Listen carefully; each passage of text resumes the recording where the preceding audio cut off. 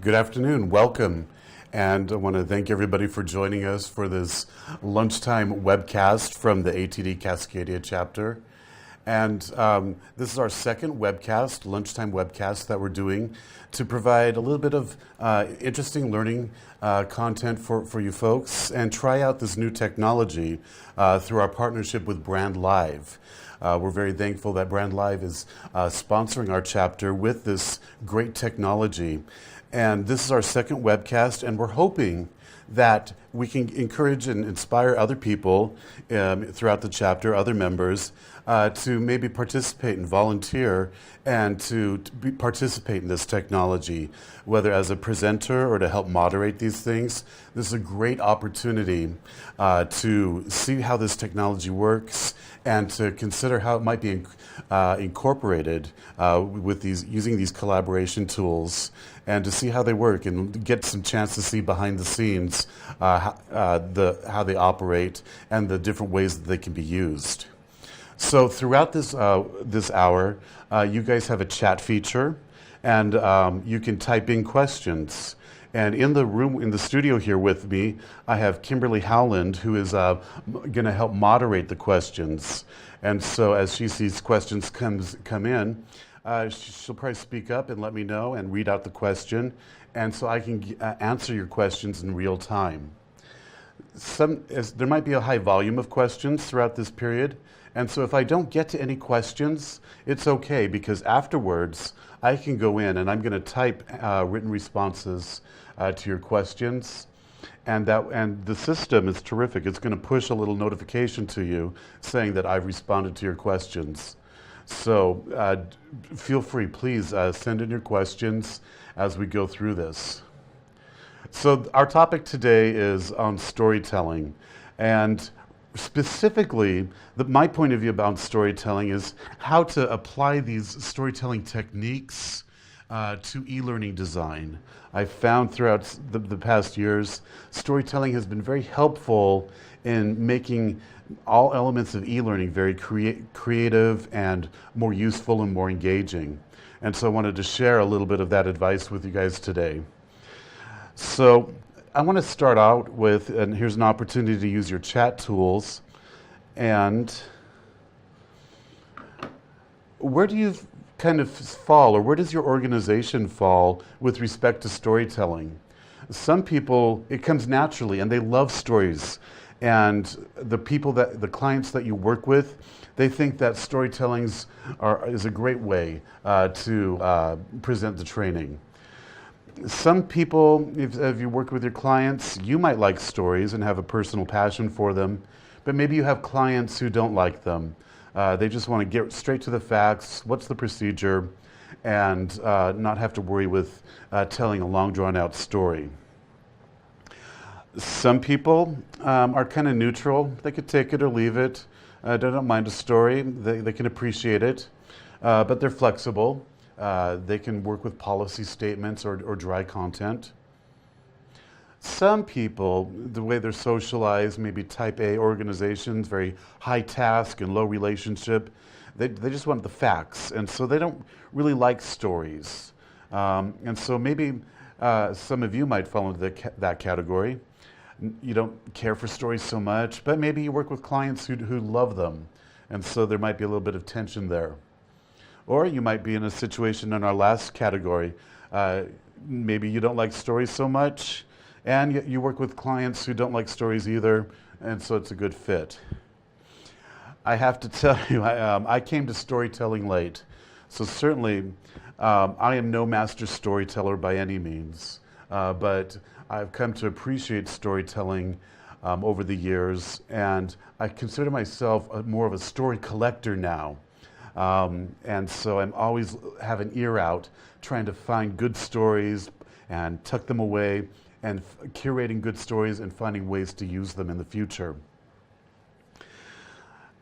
Earlier in my career, I was kind of socialized in a very type A environment, high task, low relationship, and I just wanted the facts, and that's the way my mentors and my managers were.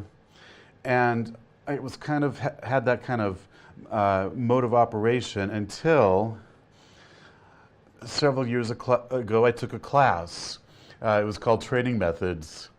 And there were 25 trainers in the class, and I was the only guy. And my experience was all of my classmates loved storytelling. And it was hard for me to sit through that. And I would just sit back with my arms crossed. I'm not going to do this. I'm not going to do this. I just want to focus on procedures and my content. And I didn't see any place for storytelling and training whatsoever. And so I was up against quite a culture shock there. And so as I tried to persist with my preferred ways of doing things, of having sequential thinking, very logical presentations, one right answer, very dogmatic kind of presentation, almost based exclusively on lecture, I kind of had a conversion during that experience. And I thought, and I saw the benefit of different ways of knowing, different ways of presenting content, and different ways of engaging with an audience. So finally, what happened through that experience is I said, okay, I'm there. I'm going to try it. Let me try all these things that are strange and foreign to me.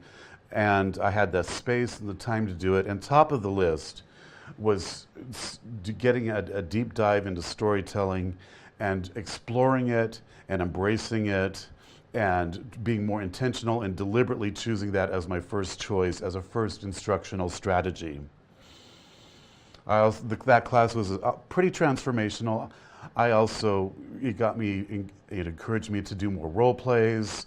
I even went to a toy store and bought children's toys to make activities, small group activities. So I was really kind of crossing over and exploring new ways to serve up content. So Kimberly, did we get any responses with our chat? Yes. So far, the majority of people believe they love stories, and their clients also think they're essential. They're just looking for advice on how to incorporate more storytelling. Terrific. Great segue here. So since that period, I have been able to think flexibly and broadly about storytelling. And so I've used elements of storytelling in almost every aspect of my e-learning practice. And this is from big things to little things, from how I conduct my SME interviews, even down to little things like creating headers or subheadings and drawing on literary elements to liven those up and make them more engaging. So storytelling is a powerful thing that can help you with developing SME questions. It can help you develop a series of courses.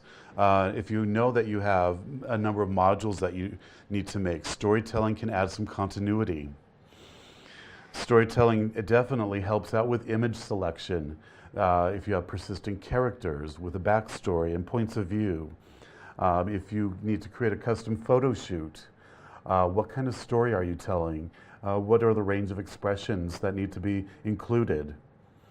Storytelling is also helpful with estimating projects in terms of knowing the size and the seat time that you might need. Storytelling is great for handing off projects to other team members so that they understand the spirit and the intention of what the training's all about, so that they perhaps attend to it more thoughtfully, or they know a specific point of view that your training has. I do a lot of sales training, so storytelling is great for teaching features and benefits. Because in sales training, one of the first things that we teach, or that learners should learn, is people don't buy features per se, they buy benefits. And so getting some great stories of how these benefits apply to our customers make things more memorable and help with memorizing all the features. Stories are essential for developing branching activities in terms of figuring out the logic and how you want those to branch, and different forks in the road and challenges and recovery opportunities. Storytelling also helps us write more authentic and realistic voiceover scripts or narration scripts. Storytelling is great for needs assessment as well. I'm in the middle of doing a couple needs assessments right now, and part of what I do is collect stories from all the focus groups that we conduct. And those stories are used as anecdotes later on in our final report to reinforce our findings. And storytellings are great for idea generating and for brainstorming some new ideas. I want to pause and check with Kimberly. Nothing came in yet? Terrific. So I mentioned headers. One of some literary advice is I've been inspired to be more playful with my headers, and in fact, a lot of compliance training and some other more technical training, it typically follows what I would call information architecture, or maybe even the Dewey Decimal System of categorizing things. There's some awfully traditional ways that things are categorized and presented that really maybe aren't helping the learners have a memorable experience. And so I like to look back at more creative ways of using the headers to create memorable experiences. So at the top here, I have some headers, some real headers from a book, an ancient book by Cervantes called Don Quixote. And what Cervantes did is he wrote the most florid, ornate, and long chapter titles for every one of his chapters. But the reason why they work is because these chapters are so long and the sentences are so long and without punctuation that the headers kind of help you hang in there. You kind of, the headers tell you perhaps three things that are going to happen in this chapter, and it helps the learner or the reader hang in there and recognize, okay, we found the helmet, now we found the letter, and now we're coming to the lesson of the knight who's going to be in battle. And so the learner is able to hang in there, they know their mileposts through the chapter, and it makes it more engaging. On the bottom of the slide, there's another literary technique that I like to do, and it's the act of objectifying your content. And the author of these four headers at the bottom is Judith Martin, and she is most famously known as Miss Manners. And throughout her books, she will use some clever titles of her chapters to kind of objectify and amplify the lesson she's about to teach. And so we look at the very top there. If you can imagine, as a career etiquette person, what is the most frequent and banal question that she gets week in and week out throughout her career is people's just stereotyping that etiquette only has to do with which fork to use. So what does she go and do? She objectifies it with this title. In her book, when she talks about table settings, the chapter starts out with the mysterious fork. And I think that's a great thing to do. And so often with our compliance training or other dry procedures that we have, or just frequent things that have to be trained, where it's overload and overexposure, there's some fun ways to objectify and to amplify or have some fun with the main point, the broader point of what you're about to teach. So, there we go. So lately, I've been reflecting on storytelling in terms of some specific challenges. Storytelling used to be kind of up front and center and a more traditional approach for me in my practice when I've been able to do more custom work. But I find that my clients that I work with they're not buying custom work so much. They're okay with templated treatments and using rapid development tools. And so it's hard to kind of work in some fun stories into these boxy templates. Sometimes the other thing that we're working with is, kind of different pricing models where we equate a certain seat time and a certain level of Kirkpatrick's outcomes that we have. And so, again, what is emphasized or amplified is an importance on getting the content in there as quickly as possible and adhering to a seat time. But in order to enliven the experience, and with these rapid development tools, and you don't get all the bells and whistles that you might want, you can still overcome all those limitations by using some storytelling techniques and to kind of learn some different genres of storytelling and be able to quickly to compose a quick story that serves the lesson or serves the module. And one of the other elements that I want to talk about is I always keep in mind from some of my intercultural training that what is consistently said in those arenas is storytelling is one of the methods of instructions that always transcends culture. We are hardwired, all of us are hardwired to tell stories, and it's a characteristic that crosses all cultures and all heritages. All of us, everybody around the world has a heritage of storytelling. So, one of the ways that I was inspired and learned how to quickly put together quick, compact stories comes from this expert. And some of you might not know, and I'll tell you the story, and this framework that you're about to see, I put this together years ago before Betty White had her resurgence with that Snickers ad and the Super Bowl ads and all of that. But what I found is in the 1980s, there was a sitcom called The Golden Girls. And the character that Betty White played was called Rose Nylund. And her character was from a city in Minnesota called St. Olaf. And one of the gimmicks, the long-standing running gimmick throughout this entire series of The Golden Girls, was Rose Nylund would make a point or give advice by telling a St. Olaf story.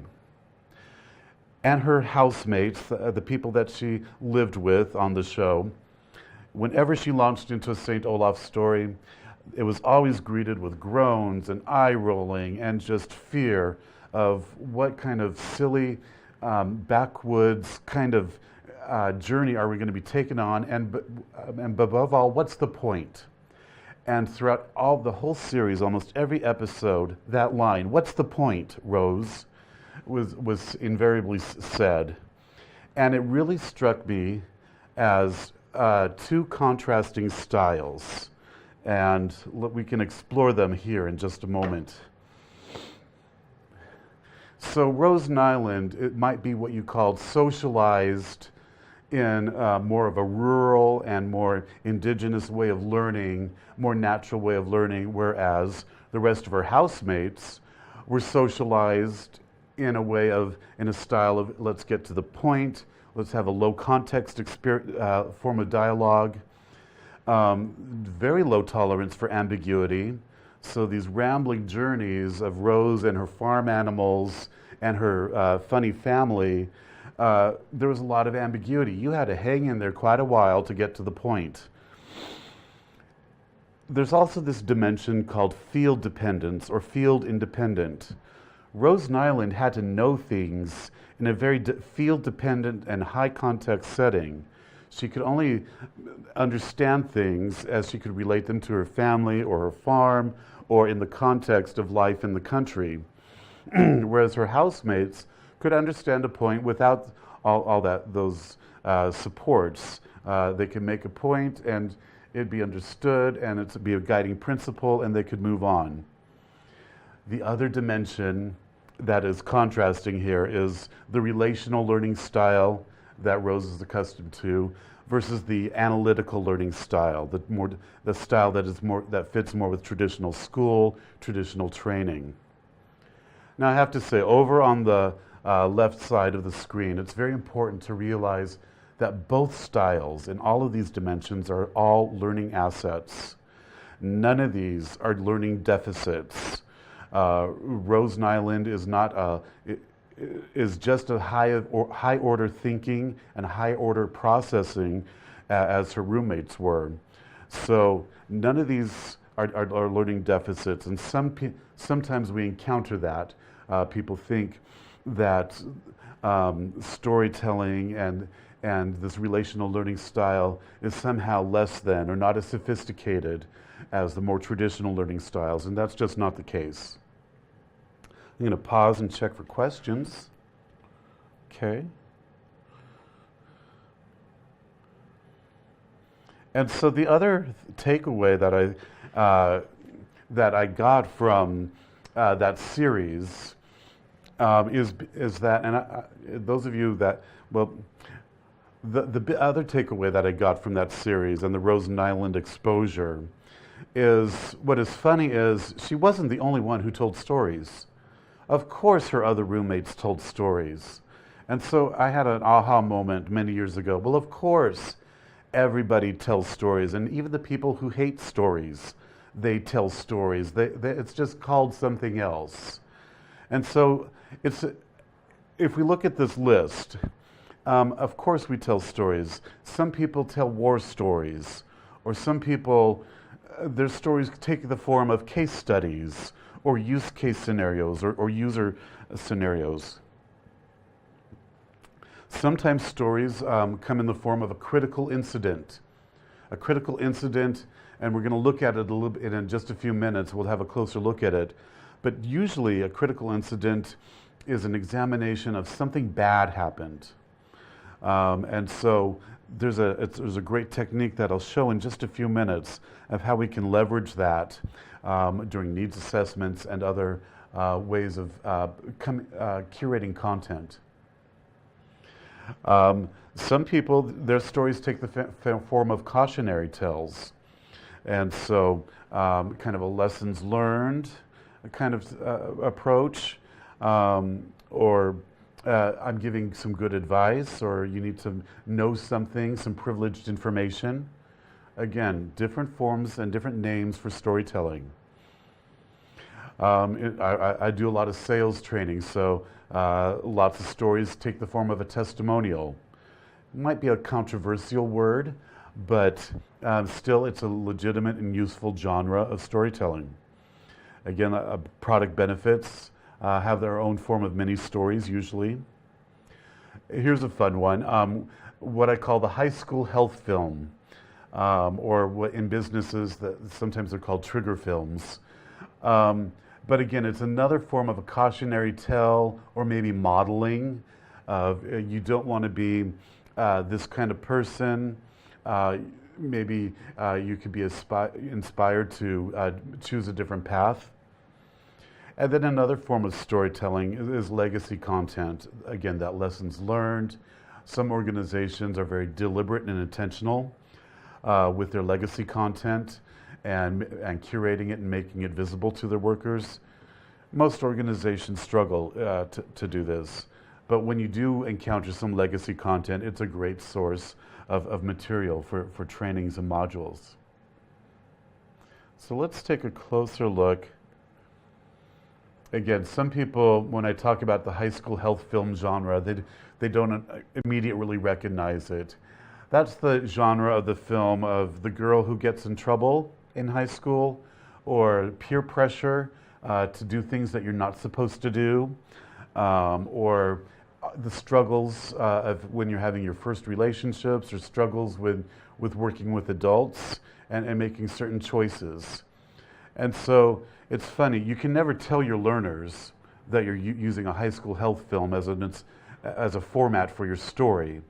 But as designers, as trainers, it's somewhat useful to look at this format and see how we can create stories that model the behaviors and the attitudes and the motivations that we're looking for. So it can be a fun genre to work with. Here's another genre that is useful. Some organizations do this whenever they have they're launching a new initiative, or there's some change, something that involves change, and a major organizational change. And so once in a while it's useful to use this genre that's known as the hero's journey. And basically, it's really the original story of Star Wars, where we have our hero who is called to some adventure, and that has some sort of outside stimulus that gets them into a little bit of a dilemma, and it's a little bit of a test. And so from that test and this challenge, am I going to make this change? And along the way, the hero gets an advisor, maybe gets a helper, and is presented with more challenges and more conflicts. And eventually the hero gets to a point where some deep reflection of how am I going to sort this out? How are we going to get through this tough time? And how am I going to dig deep and emerge and face what I need to face? And so as we move up from the bottom of that image, this period of transformation, of rebirth, of redemption, as we go through that, and then you can return and be victorious and get the girl. This is actually used, this format is used by several organizations whenever they launch a new initiative or a new improvement or a continuous improvement process. And it can be a helpful way to tell the organizational story of what they've gone through, what's inspired their decision making, and what guiding principles that you need going forward as you work through what can be an uncomfortable period of change. How are we doing, Kimberly? We do have one question. Sure. So it's from Tris, and she asked, it's a two-part question. So do you want me to read both of them or one at a time? We've got plenty of time. Okay. So she said, between cautionary tale, war stories, and critical incidents, trigger films, she's sensing a lot of reinforcement through negative means. And so she's wondering what your take on information retention with positive or negative reinforcement is. She also said that educational neuroscience seems to be more moderately leaning towards positive reinforcement rather than fear of negative outcomes. And do you agree with that? Can you repeat that so I make sure I'm agreeing to the right thing? Correct, yeah. So I'll read the first part again. What's your take on information retention with positive, negative reinforcement? I don't know. I know that a negative example can be just as powerful as a good example. So I know what not to do. But it can't be the first choice all the time. So it's an option on the table, but it's not the first option. That's my point of view. And then the second part of the question was that educational neuroscience seems to be to moderately lean more towards positive reinforcement. Yes. And so do you agree with that? Right. Learning should always be a good experience. And so putting nothing but consequences and nothing but bad outcomes is going to make learning unpleasant anyway. So it's important to have a balance. Terrific. Let me move forward. There we are. Let's look at another genre. So some people ask me, well, what are some ways to put a story together? I think I've got the makings of a story. Here's one. This is a structure from Anne Lamott, and she wrote a famous book on writing called Bird by Bird. And it's a book that actually saved my career, really, because I'm not a natural writer, and so she had some amazing and funny advice about writing. One of the things that she promotes, a format, a recipe that she has, is the ABDCE story structure of start with your action, of what's compelling, what's going to draw us in. Then you can provide a background. Then develop the people, develop the characters. And at some point, we need to have some sort of culminating climactic moment, and that moment results in a change in the characters, and that there's some difference, some impact has been made, and then some sort of ending to resolve the situation. So I'm not going to provide a deep dive into it, but this is a nice compact way, or a nice recipe to take all the stuff that you got from your SMEs, all the content, the source material, and to fashion a quick, compact story that you can try out. Here's another technique. And the critical incident, like I said, this is usually a story where something bad happened, and some of us are involved with creating compliance training or safety training, or sometimes we're called upon to create training because of an audit, an external audit perhaps. And so there was a finding, and so now we need to create training that not only communicates the procedure or the new procedure or the process, but also has an impact on attitude and motivations and communicates more on a deeper level. And so the critical incident, if you Googled critical incident, you'll find some great source material on how to do this procedure. But essentially, it involves these questions that excuse me, there we go. Sorry about that. I didn't advance my slide. These questions here are basically the core of the critical incident procedure. And so over on the left, there's some preliminary questions on what led up to this bad thing that happened, and what are all the details, and what was the result, what got ruined, which customers' information was compromised, what other ethical implications are out there because of this. And then in the center, all this kind of questioning about, so what's the problem? Why is it a problem? Sometimes that needs to be explicit, because many people, especially with things that are regulations and compliance and that are laws, oftentimes learners need to know why the law is in place or why the rule exists. And then proceeding with these other questions, who to ask for help, why does this incident stand out above the others? And is there a certain cultural mindset or bias that led up to this event? Or maybe just a lack of caring or a lack of awareness that led up to this event? And also to explore what are the multiple interpretations of this incident.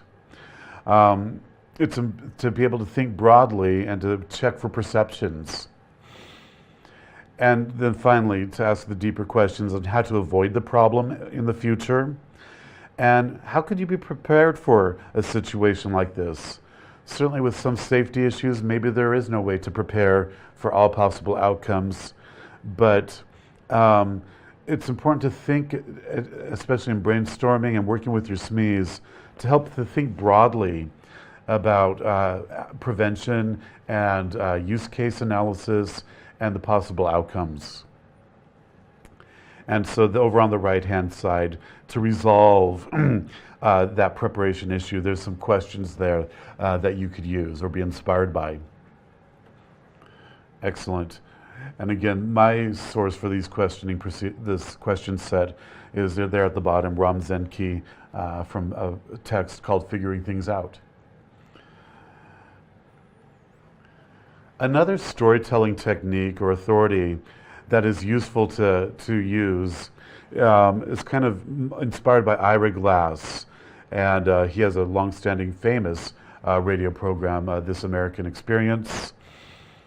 And his building blocks of story are really to have some actions and some anecdotes of getting people to tell their experience. And there's usually some bait, what he calls the bait, of something unusual, what's about to happen, some sort of build-up to whether it's a mystery or a surprise. And so Ira Glass is always looking for the surprises. And I think as trainers, that's an interesting thing that we sometimes overlook.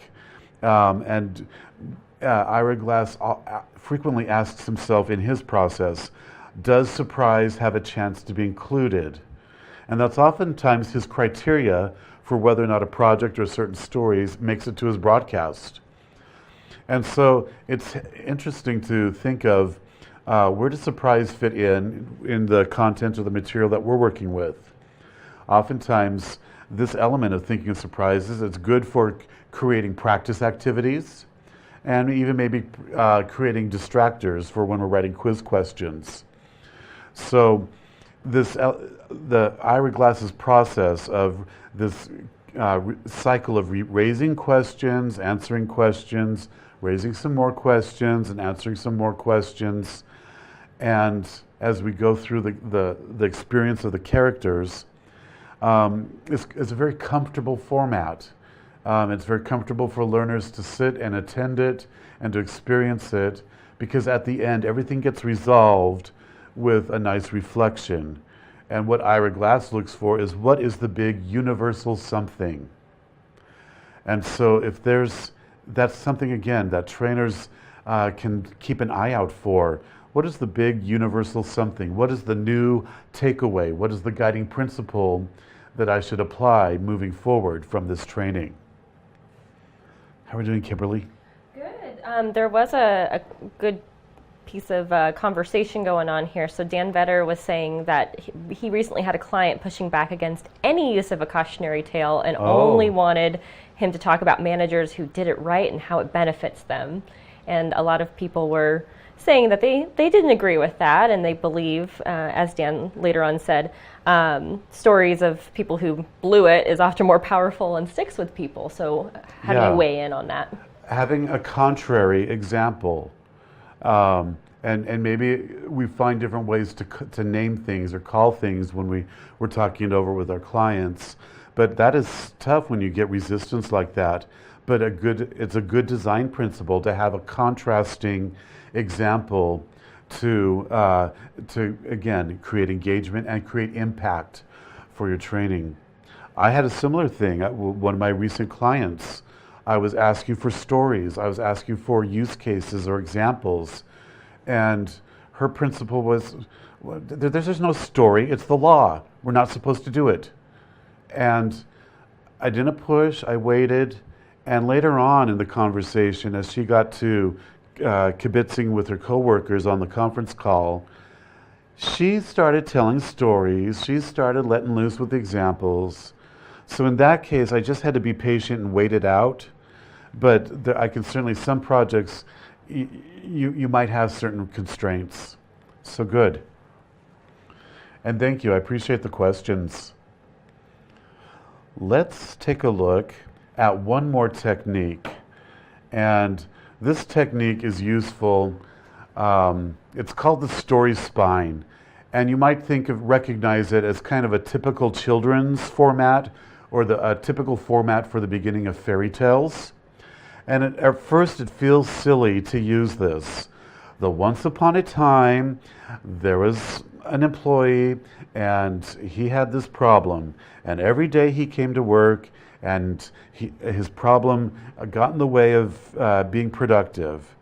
But one day, his manager came in with the employee assistance program.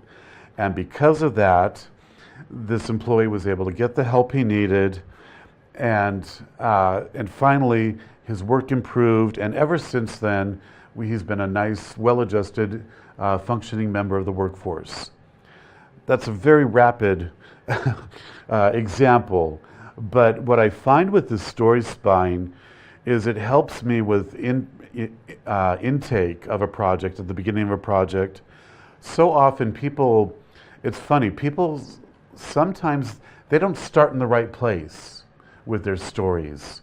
They launch into it at any period they blurt out the ending, or they start in the middle without giving a proper beginning.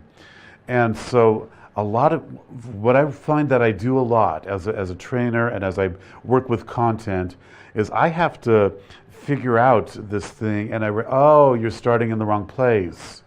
And so this format, this recipe here, helps me do that and compose a proper beginning, middle, and end. And it's been a very useful tool. Again, this is a format that you could search online real quick, type in story spine. You'll get a couple of great resources of how to do that. I want to go into one example of how the story spine has helped me out. And for many years, I did a lot of project work for a certain entertainment and telecommunications provider. And one of the lessons that we were challenged with that came up year in and year out was this issue about HDTV and how to get a good quality experience from HDTV. And as I worked with this particular client, I was able to travel across the country and work with some of their partners. And one of their organizations that they worked with was a certain retailer that sold HDTVs. And the senior training manager, I met him one time, and I found out that he went around the country doing these training events to all these retail locations. And he told me a story that he frequently, I got to see him do this story that he told at each of these events. And it was interesting because it took him about 15 minutes to get through this story and talk about his personal experience as a battered consumer trying to get a great experience from the very first time he bought an HDTV. And I thought, this was really interesting, I think, but what can I do with it? Well, forget it. And then after some reflection, I realized I shouldn't run away from this story. Although it was jumbled and it was this long, drawn-out story, it still actually represented the quintessential battered consumer story. And so I attacked it and I embraced it, and I was able to use that story spine to figure out what's the proper way to start it, what should come in the middle, what would be funny and interesting to build up some suspense, and then how it should be ideally resolved. And then I kind of combined genres. I kind of used the high school health film genre to kind of wrap it up at the end of don't be this kind of salesperson, be this other kind of salesperson who is more helpful and earns a bigger commission because they were able to attend to all the things that we were talking about. So again, I liked the story spine for helping to sort out kind of complex, meandering stories. Good. All right. So, just some ideas. Again, I've been thinking broadly and talking broadly about storytelling, from big conversations with SMEs and doing needs assessments to how to compose a quick story that I can put into a 10 or 15 minute e-learning module, all the way down to writing headers and making things more interesting and engaging. But again, storytelling, if you do some investigation and find some genres that you like and that you can play with, they are really helpful for e-learning specifically. And so I suggest that they're good for headers and subheadings. Creating relational learning objectives. And I think that's important for our practice, not to have a list of exclusively analytical learning objectives, but to try and include one or two relational learning objectives. I try and remind people, KSA, knowledge, skills. Some people think it's ability. I think it's knowledge, skills, and attitudes.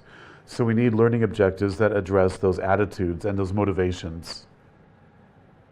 Storytelling is also great for rapid development when you have a limited feature set of what you can do with your e-learning. It's, again, helpful when you're designing a series of courses or series of modules. And they're great for case studies. The critical incident procedure is terrific for getting a deep investigation of some deeper issues and actions and motivations behind a story. And their stories are useful for engaging your clients and working with your SMEs. And there are also some surprises always emerge through stories. When people share their stories, you get some interesting information, some unexpected information, and memorable things. So those are some all good benefits of using stories. And I am ready. I can take some more questions. We do have Yeah. several more. So Melissa Carter in Denver, she said, clients often want training to be as short as possible and use the employee's time efficiently. So how do you know how long a story should be? There is a quick way to tell stories. Again, it's proportional to the seat time. If I've got a 10-minute seat time, I try and get a 90-second story. If I have a 15 or 20-minute seat time, perhaps I can push it up to 3 or 4 minutes. But it needs to be compact and direct and focused. Nice. It can still be detailed, but it needs to be focused. And then she asks as well, how do you decide what to include or exclude in a story? I think that's the fun of it, really, is what you get to choose, what to amplify and what to focus on. So I try and, in terms of making things memorable, I try and look for something that's charming or the unexpected. Those are kind of my guiding principles, but that's just my specific personal style. Sometimes it's situational, and if I'm working with more financial or government arena, sometimes I highlight the process or the procedure and downplay the other elements of it. Caroline asks, how do you decide about where to place a story within a training or curriculum? That can be fun. Sometimes people, what I've encountered, I'll put it that way, is people expect the great story to be front and center right at the beginning. And that is traditional. I can appreciate that.